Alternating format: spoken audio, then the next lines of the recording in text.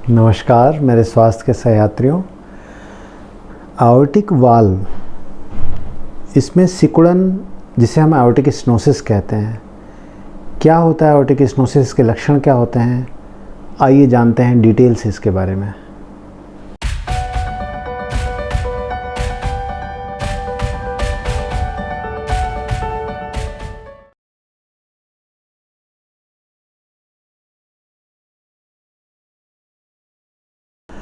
हमारे हार्ट में 4 वाल्व होते हैं। ये वाल्व एक तरह से दरवाजे की तरह काम करते हैं जो एक ही तरफ खुलते हैं, खून का बहाव को एक ही तरफ बना के रखते हैं।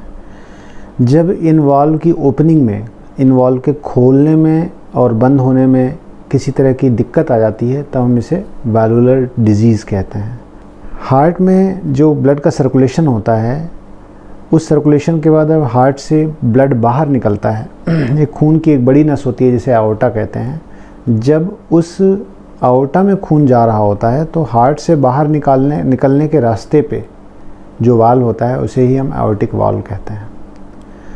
तो हार्ट से पूरे शरीर में खून पंप होने के रास्ते पे आयोटिक वाल्व होता है और इसीलिए हार्ट से जब खून बाहर निकलता है उस वक्त आयोटिक वाल्व खुलता है और बंद होता है हर धड़कन के साथ। इस वाल्व में जब सिकुड़न आ जाती है, इस वाल्व का एरिया, जो खुलने का एरिया है, वो जब धीरे धीरे सिकुड़ कर छोटा हो जाता है, इसी कंडीशन को आयोटिक स्टेनोसिस कहते हैं।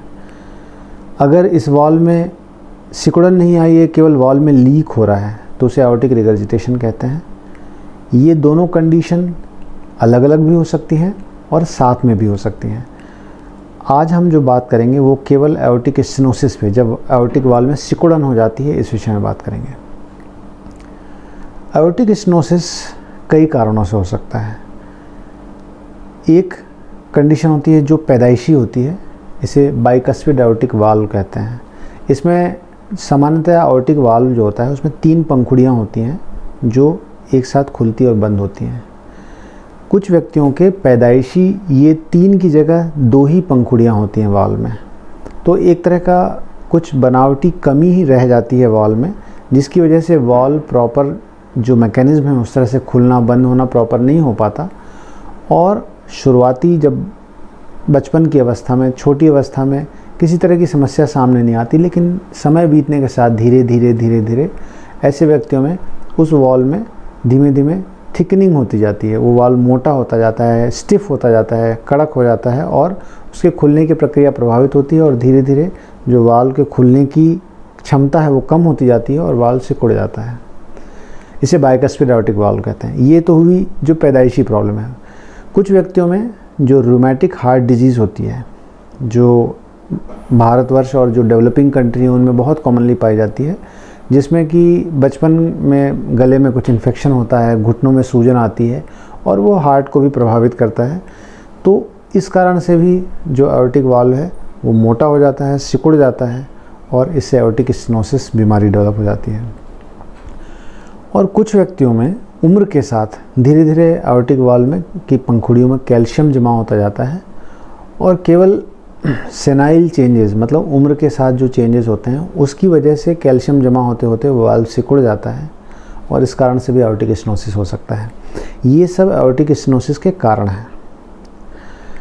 अब जब हार्ट ब्लड पंप करता है और आयोटिक वाल्व खुलता है, अगर ये ओपनिंग प्रॉपर नहीं है, अगर ये ओपनिंग छोटी हो गई है, तो उसका नतीजा, उसका नुकसान क्या होता है कि हार्ट को बहुत ज़ोर लगाना पड़ता है पंप करने के लिए। हर एक धड़कन के साथ हार्ट अगर ब्लड पंप कर रहा है तो संकरे रास्ते, नैरो पैसेज से ब्लड को चूँकि पुश करना पड़ता है, इसलिए हार्ट को बहुत ज़ोर लगाना पड़ता है। तो इसका नतीजा क्या होता है कि एक तो हार्ट की मांसपेशियां जो हैं वो मोटी हो जाती हैं, बहुत सख्त हो जाती हैं, मोटी हो जाती हैं और ऑक्सीजन की रिक्वायरमेंट जो है हार्ट की बहुत बढ़ जाती है। वही काम करने के लिए अब हार्ट को ज़्यादा ऑक्सीजन की आवश्यकता पड़ती है।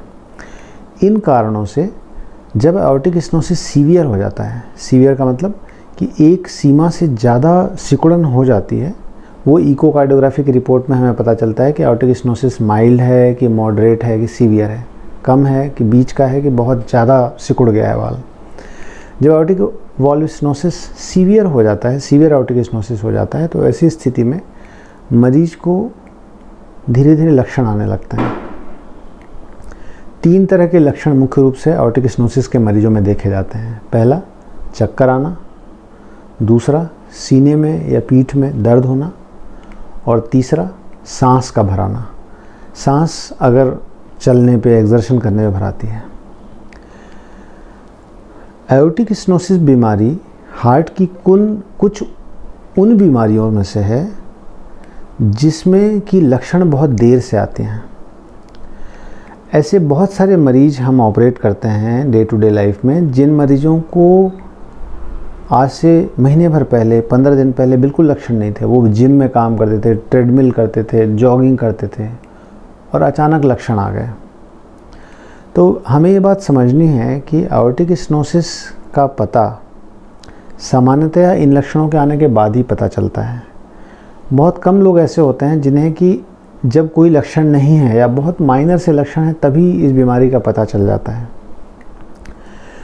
ऐसा कहा जाता है कि अगर ये लक्षण आ जाते हैं, मतलब सीने में दर्द होना, चक्कर आना या सांस भराना, ये लक्षण अगर आपके अंदर आ गए हैं और आपको aortic stenosis, severe aortic stenosis की बीमारी है, तो इसका मतलब है कि ऑलरेडी बीमारी बहुत एडवांस हो चुकी है।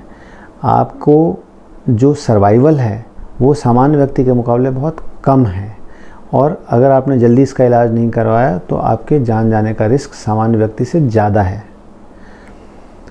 एओर्टिक स्टेनोसिस बीमारी इसलिए भी विशेष दर्जा रखती है, एक विशेष ध्यान देने वाली बात होती है कि सीवियर एओर्टिक स्टेनोसिस के मरीज जिनको कोई लक्षण नहीं है, ऐसे मरीजों में भी अगर वाल्व की जो सिकुड़न है वो बहुत ज़्यादा हो गई है, तो मांसपेशियां मोटी हो जाने के कारण और हार्ट को बहुत ज़्यादा तनाव होने के कारण ऐसे व्यक्तियों में कभी कभी सडन एरिथमिया हो जाता है। ऐसी दिल की धड़कन असामान्य हो जाती है और ऐसे व्यक्तियों में सडन डेथ का, अचानक जान जाने का रिस्क जो है वो बहुत ज़्यादा होता है। कई एओर्टिक स्टेनोसिस के पेशेंट ट्रेडमिल करते हुए अचानक बेहोश होकर गिर पड़ते हैं और उनकी जान चली जाती है, या सीढ़ी चढ़ रहे हैं और अचानक उनकी तबीयत बिगड़ी और जान चली गई। इसलिए अगर आपको एओर्टिक स्टेनोसिस की बीमारी है और ज़रा से भी लक्षण है, या आपकी ईसीजी में परिवर्तन हो रहा है, आपको कोई लक्षण नहीं है और डॉक्टर कह रहे हैं कि भाई आपके हार्ट की बनावट, संरचना में इस तरह के परिवर्तन आ रहे हैं कि आपको जल्दी से सर्जरी करवा लेनी चाहिए, तो हम इस दुविधा में ना रहें कि भाई हमें कोई लक्षण नहीं है, हम क्यों सर्जरी करवाएं। इस तरह की लापरवाही आपके लिए जानलेवा साबित हो सकती है। विशेषकर एओर्टिक स्टेनोसिस, हार्ट की कुछ बीमारियां जिनमें लक्षण बहुत देर से आते हैं और कभी कभी लक्षण आने का इंतज़ार करने में बहुत देर हो जाती है, और इस कारण से एओर्टिक स्टेनोसिस के मरीजों को अगर डॉक्टर सलाह देते हैं कि आपको सर्जरी करवा लेनी चाहिए, तो आपको सर्जरी करवा लेनी चाहिए, लक्षण आने का इंतज़ार नहीं करना चाहिए। दूसरी बात जो समझने की है वो ये है कि जैसे मैंने बताया कि हार्ट 24 घंटे एक रुकावट के अगेंस्ट पंप कर रहा है। एक रुकावट है और उसकी वजह से हार्ट बहुत ताकत लगाकर हर बार हर धड़कन के साथ पंप कर रहा है। तो धीमे धीमे हार्ट की मांसपेशियां जो हैं वो सख्त होती जाती हैं, उनमें फाइब्रोसिस हो जाती है, कई बार उनमें स्कार हो जाता है, और ये चीज़ इरिवर्सिबल होती है। कई बार हार्ट की पंपिंग क्षमता कम हो जाती है और ये पंपिंग क्षमता कई बार वापस नहीं लौटती। तो कहने का मतलब ये है कि ऑपरेशन में जितनी हम देरी करते हैं, इसके ट्रीटमेंट में हम जितनी देरी करते हैं, उतना हमारे हार्ट को नुकसान परमानेंट होता जाता है और कई बार वो कभी रिवर्स नहीं होता। एओर्टिक स्टेनोसिस के मरीजों को विशेष ध्यान देना है, स्पेशली जो मरीज aortic stenosis, severe aortic stenosis के हैं, उनको किसी भी तरह का ऐसा एक्सरसाइज, ऐसा व्यायाम जिसमें कि दिल की धड़कन तेज़ होती है, बहुत हेवी एक्सर्शन, बहुत वज़न उठा के चलना, सीढ़ियाँ बहुत तेज़ी से चढ़ना, जॉगिंग, रनिंग, ट्रेडमिल, बहुत हेवी वेट लिफ्टिंग, ऐसे व्यायाम से बचना चाहिए। ऐसे व्यायाम से उनकी सडन जान जाने का रिस्क ज़्यादा होता है। एओर्टिक स्टेनोसिस जो बीमारी है, ये लंबे समय तक रहने से, जैसा मैंने बताया, हार्ट को तो नुकसान पहुंचता ही है। इसके अलावा जो आओर्टा है, जो बड़ी नस होती है जहाँ पे कि खून एओर्टिक वॉल्व से होके आगे बढ़ता है, वो जो बड़ी नस है उसमें लगातार खून का जो प्रवाह है संकरे रास्ते से जाने की वजह से एक जेट, एक धार आवर्टिक जो आवर्टा की वाल है, जो बड़ी सी नस है उसकी दीवार से टकराती रहती है। उसकी वजह से जो आवर्टा है, जो हमारी बड़ी नस है, वो भी पतली हो जाती है और उस पतली होने की वजह से वो उसमें कई तरह की बीमारियां हो सकती हैं। जैसे जो आवर्टा है उसकी दीवार फैल जाती है, जिसको आवर्टिक एन्यूरिज्म कहते हैं।